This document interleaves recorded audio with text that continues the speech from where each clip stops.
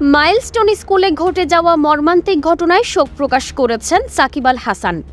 বিস্তারিত দেখুন অগ্রযাত্রা ডেস্ক রিপোর্টে। রাজধানীর উত্তরায় বাংলাদেশ বিমান বাহিনীর একটি প্রশিক্ষণ বিমান মাইলস্টোন স্কুল অ্যান্ড কলেজের একটি ভবনে বিধ্বস্ত হয়েছে।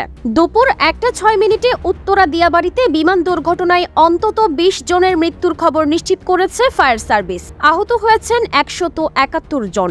ঘটনাস্থলে উদ্ধার কাজ চলছে।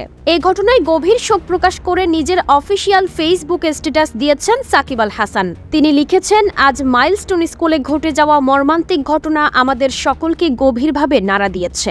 একটি শিক্ষা প্রতিষ্ঠান যেখানে ভবিষ্যতের স্বপ্নরা গড়ে ওঠে, সেটাই আজ পরিণত হয়েছে শোকস্তব্ধ এক বেদনার স্থলে। এক নিমিষেই ঝরে গেছে অনেক তরুণ প্রাণ, নিভে গেছে অগণিত স্বপ্ন।